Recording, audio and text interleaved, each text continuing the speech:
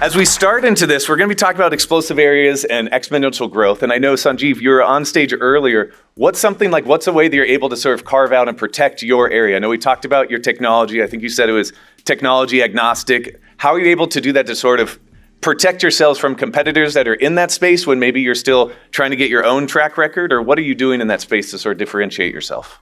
I think it's having passion in the business is very important, right? Doing things right. It's not that you grow big with big things, you get your small things right, small acts right. EQ is very important. You get the right people working with you, keep them motivated, and they enjoy. I mean, we have a track record of people who have worked with us for 10, 15, 20 years. Okay, that speaks for itself. However, it's not an overnight success, it's progressive. So we keep it on with people, the passion, and magic happens. No, it sounds like it. Congratulations on the growth. Why don't we do this? Noah, how about yourself? What's something that you're able to do to sort of carve out your own space or sort of protect it? Or how are you able to show your own track record in this exponential market opportunity you're taking? Yeah, so we lend money. Lending and prostitution are the two oldest businesses in the world. So it's kind of tough to block people from getting into the lending industry, but glad you chose the first one. But yeah, we've got morals, so we chose lending. But no, I think it's just at the end of the day, it's service and doing what you say you're going to do, either for your borrowers or for your investors, and just trying to set yourself apart. Mm-hmm. Okay. How about for yourself? Sure. Yeah. So there's a quote by Ray Dalio. I think he says, "Pain plus reflection equals progress." And I think it's just so important to listen to the challenges of the people that we're serving. During the 2008 crash, before that, a lot of people said, "Hey, I'm overpaying for properties. I feel like this 1031 exchange is not the best use of buying the deals that I want to buy, but I feel kind of trapped by this." And we thought at Marcus & Millichap, that was the way to help people, was just do the 1031 exchange. And then it wasn't when people had too much debt, not enough liquidity or diversification. And so listening and seeing and sensing that pain and seeing the turmoil. I was in Sacramento, it was one of the biggest boom bust cities, I think, in the country. In fact, I think Lincoln at the time was the fastest growing city in America in 2006. And so I just saw the pain, and we reflected and had an opportunity to meet somebody who had a special solution that was beyond the 1031 exchange. And being in commercial real estate my whole life, it was kind of like an old dog, new tricks. It was tough. And so just being willing to learn something that was new and a little bit different, but provided a direct solution to the problem, which is timing. And we're seeing that even right now with investments, that interest rates are typically higher than the cap rates, right? And maybe sellers will come around at a certain point. But in the meantime, what do we need? We need opportunity to have powder dry, tax deferred, diversified, liquid, and ready to pounce on opportunities. And so understanding the key problem and then providing a key solution to that and being that guide along the way is going to make all the difference. And so we just focus like a laser on that every single day, and then partnering with those who've already proven a track record. I think Jacob said it well in a couple panels ago, finding the best multifamily and mobile home park, self-storage operators. That happens to be more our focus and our love, right? But also our clients have their own niches of business that they can go into. So having that flexibility with the vehicle that can do that, and you put those things together, then it just tends to work. And for others that have that same laser focus as you, do you differentiate yourself by trying to build those relationships first and just nurse those, or what do you do? That's a great question. So we have the podcast, the YouTube channel. We bring on amazing people like Richard who are best in class at what they do, and then we partner with those that do. And our niche is the deferred sales trust, although my company is Capital Gains Tax Solutions, and so we do have a deep understanding of 1031 exchanges, Delaware statutory trust, donor advised funds. But we're not going to be doing those. We're going to put those to the best. So we're going to bring in the best, and we're going to be the best in our niche space, and then we're going to strategically align of those others who are doing those niches. Okay. Perfect. And Peggy, how about yourself? You should come on our show. Peggy, I'd love to. Okay, good. So strategy is super important every day. Doesn't matter what the economic. I'm sorry, I don't know what's going on with my mouth. With the economic situations, because it's always changing. So you have to be ready to pivot.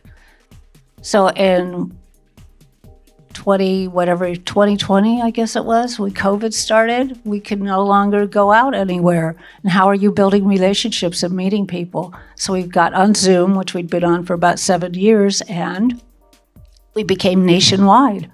we started meeting people all across the United States that were syndicators. They started to come into us, and we continued coming to Richard's meetings all that time and have met some really great people. So that's one strategy. You always have to have strategic thinking. Just as a quick story, we bought a retail, this is a group that I was in, we syndicated a retail in in San Antonio. And this was in 2005. Went to the bank to get the loan on it. We raised the capital for it, and they said that we didn't have enough equity in it.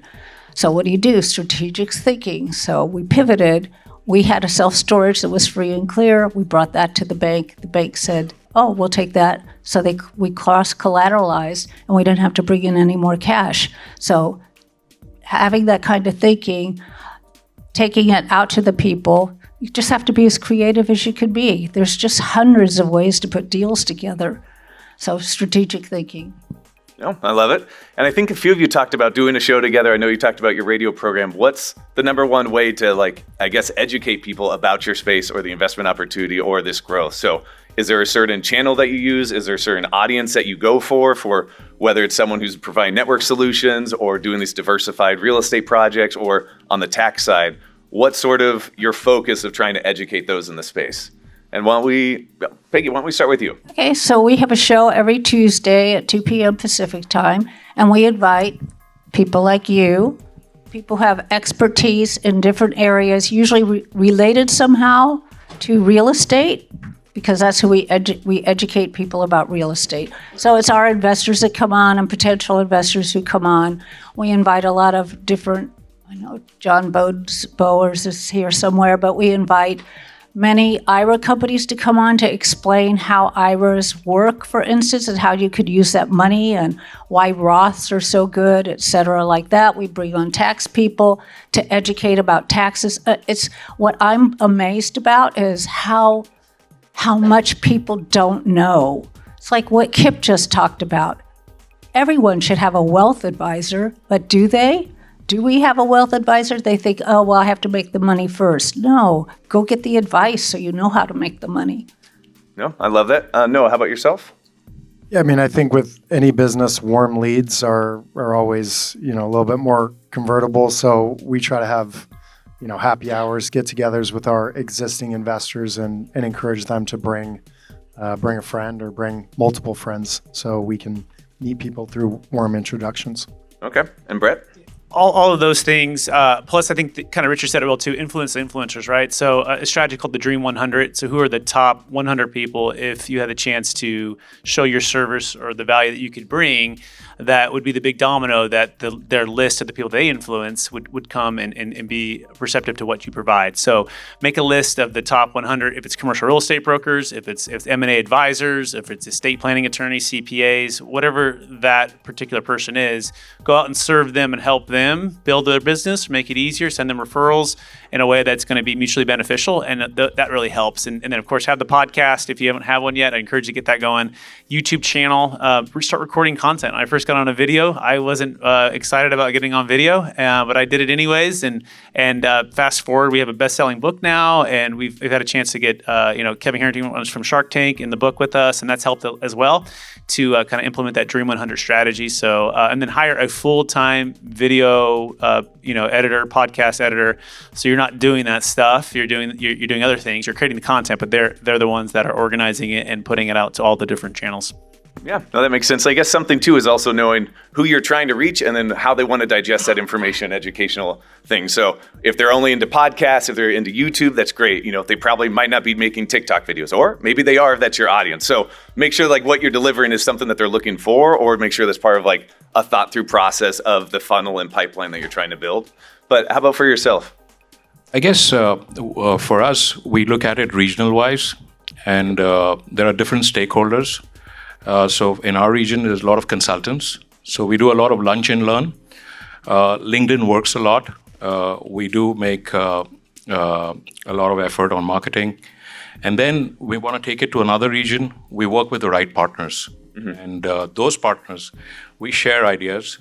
And as I said earlier, I mean, we keep our systems open source. So we want to make an ecosystem where everybody can come and contribute. And we want to make this world a better place than where it was. Why don't we do this? I guess same thing as well. Why don't you talk about region-wise, though? So exponential growth, is there any kind of comparisons that you're finding between the different regions as you're expanding into those different areas?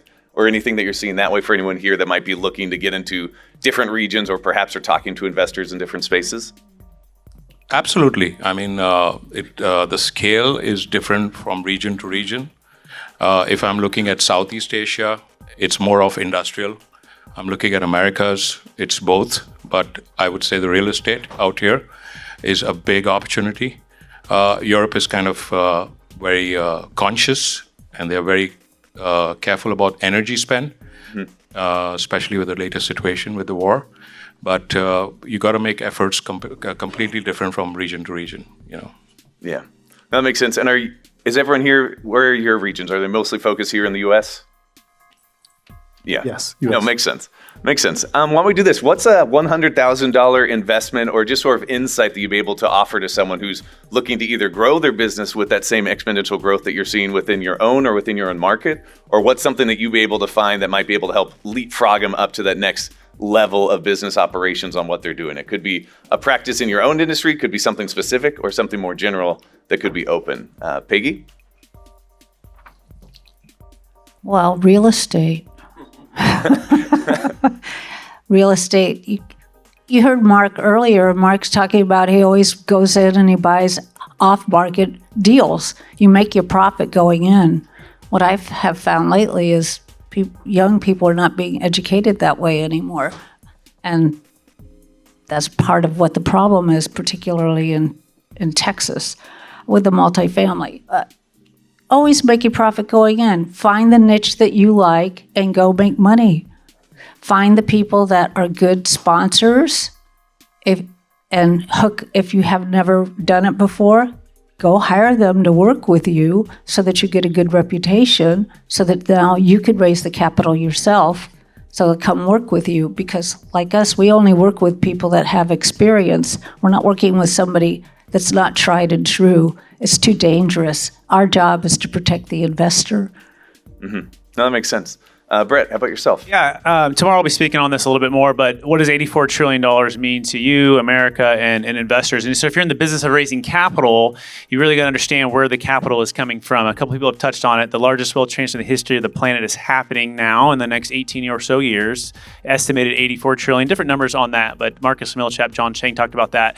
And so understanding where the capital is coming from is so important. And then the question is, what's the bridge to help the capital to flow into your deal, your opportunity? And that's where we focus like a laser on what's called tax flow, not just cash flow. And the tax flow has to do with the capital gains tax. Somewhere between 25 and 50% of the proceeds are going to be wiped out with depreciation recapture, depending on what state you're in and what kind of asset you own. So understanding just that nuance, that it's death and taxes are so crucial. And if you can be a part of helping to solve that, that's going to be a big way to propel your business because you're offering more value, more solutions to just for people who are exiting highly appreciated assets. And that's primary homes, that's cryptocurrency. That's a great example. We helped a couple of crypto people exit a few years before the crash.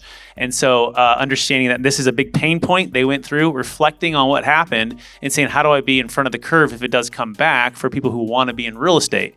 Understanding that a lot of people who are in crypto actually want to be in real estate, right? So understanding those connections and understanding how to bridge that gap and be that resource for people can help you to raise more capital, invest in more deals, and hopefully grow your business. No, makes sense. No? Yeah, I mean, I think just leveraging yourself and your company through good people and technology. I mean, obviously, everybody knows all the AI advancements that are going on right now. If you don't figure out how to implement it in your business, your business is going to die. So making sure either if you have somebody on your team or a team of people that can look into that and figure out how to better your business with it, or finding a good consultant or outside company that can help you with that. Okay. Sanjeev, how about yourself? The thing is that everything is changing and it's rapidly changing. And I kept saying this, that we don't go for disruption in a disruption. We go for adaption, right? So make use of what's there and upgrade it, take it to the next level. We've done it. And I believe there's an exponential growth in that path for us. So if I got your question right, this is how we feel that this is going to be multifold. We were less than $1 million. We're going to $7 million, and then we have an order book of $100 million. But the upside is so infinite. Okay. Did I answer the question? No, that makes sense on that. But I mean, yeah, so I guess is there a $100,000 piece of advice that you'd give someone that, in addition to sort of finding that exponential growth or that opportunities or something maybe that you've been able to use personally, like a specific example maybe? Okay, so sorry about that. No, just to dig in further. The first was great. Yeah, I mean, you always do the foundation check, I would say, okay? And it's the background, it's the thought process in the leadership is what you want to invest in, because we all want to give something back to the world, and that's been my motto. And anything which causes, which is part of, you say, wellness and goodness, I think that should be the part of the investment. All right, so for this next one, why don't we actually talk about specific examples that are particular to yourselves? I know that we're coming out of COVID. We're now doing these live events. I know that you've talked about what you did during COVID, and now we're sort of in this hybrid model. And I know for some of it is how do you actually, I guess, plan, mitigate, try to actually like de-risk that where the exponential growth is going to be coming from, whether it's in the real estate side of things, if it's on that actual transition of wealth. How are you actually trying to navigate that to get ahead of the curve in those particular areas in your niche? So maybe it's just from doing those interviews and talking to other experts in that space. Is it something that you're doing on other market research outside of what's available to everyone else? What are you trying to actually do in your particular space to actually identify not just where the exponential growth has been, but then also where is it going? Because other people are going to start catching up to you. So how do you get to that next one? Like, what are you guys looking as that next step? Does that make sense? So why don't we start, I guess, let's go on the transfer of wealth side. Yeah, sure. So it sounds like how do you get the edge to find out investments that make sense and that are going to be, I guess, winners? Maybe that's a good way to summarize that. I think it goes back to finding those who have the extensive track record of performance and best in class in their niche focus. And for me, I work with wealth advisors that are amazing at what they do, certified financial planners that are amazing at what they do. And then I also work with best in class commercial real estate operators and developers, right? And mobile home parks and multifamily and self-storage and industrial. I also personally invest into these deals and underwrite deals and have that extensive background. So that helps me to understand the language of that. And when I don't have that particular language, I'm bringing in that expert in that. And so on the tax side, we work with a CPA and tax. He's one of my business partner, and he's incredible at what he does. And I think it's just spending like those 10,000 hours and over many years, going back since 2009. And just absorbing and learning from someone who's way far ahead as a CPA and a tax attorney. That's how I've absorbed that, and I fell in love with what it could do. I think connecting that, falling in love, what it could do for those that you're serving, you feel called to serve, with your unique gift and skill set, and then continuing to maximize the impact for as many people as you can. That I think that aids into everything you're doing here. For sure. And I think that's something that will set you apart as well. Because once again, someone might have the exact same type of deal, but if they actually don't trust you, if you don't get along with them, or if they don't actually get past that first gate while in that introduction, it's not going to matter. And they're going to see through whether you don't have passion, whether you don't believe in it. And that stuff comes across, and it's sort of a unspoken skill that some people don't have, or maybe they don't have the passion or can't show it. So that's good that you can. Peggy, how about yourself? I think it's all about building the relationships with people.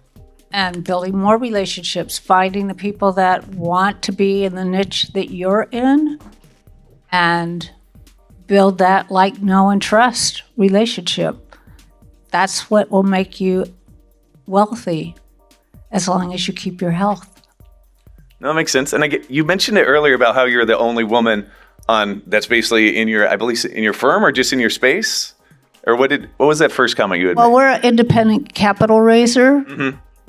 All the syndicators that we work with, right? Because we have about 20 syndicators we work with. There's no women that are in the commercial world raising capital. I know there are women that are in this industry, but we just don't have any as our clients.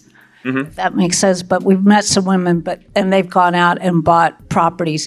But what we find with women is they want to start small, which drives me crazy. Like, why does anybody want to start small? Think big. No. Isn't there a book called Think and Grow Big or something? Yeah, no, that's Yeah. good. We did have the question that came up earlier, I believe, in the front here about what can someone do in that space? Same thing. What could someone, and maybe it's just thinking bigger than what they're thinking right now, but would you give any advice or any recommendations for what you're seeing? Because you might have a different perspective that way. I like to work with Bridget. She's got some great connections, and we'd be thrilled to teach them about investing, because that's what we do. If we like the deal, we'll invest ourselves, but it's got to be a really good deal. Or as I tell all of our clients, if it's not good enough for me, it's not good enough for you. Okay. How do you bring more women in? There's lots of them out there that want to.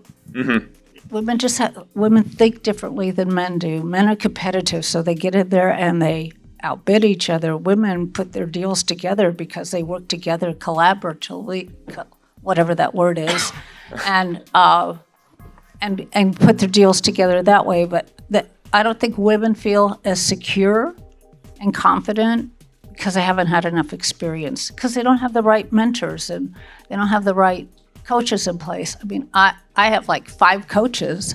I'm in more coaching calls sometimes than I am in meeting people and learning more about them. So you've got to keep building yourself. You've got to keep building your confidence. You can't know everything there is to know out there. How could you possibly? But even in your own niche, you've got to have the right coaches in place. Okay. No. Much appreciated. Love the perspective. And Noah, how about yourself? Yeah, I mean, in the private debt space, there's hundreds of millions of dollars, billions of dollars that are coming into our space. But I think the big thing is to really, obviously, you got to stay ahead of the curve. Study as much as you can to understand, where the areas of growth are, but really kind of staying in your lane and not reaching, especially. There's obviously uncertainty in the market right now.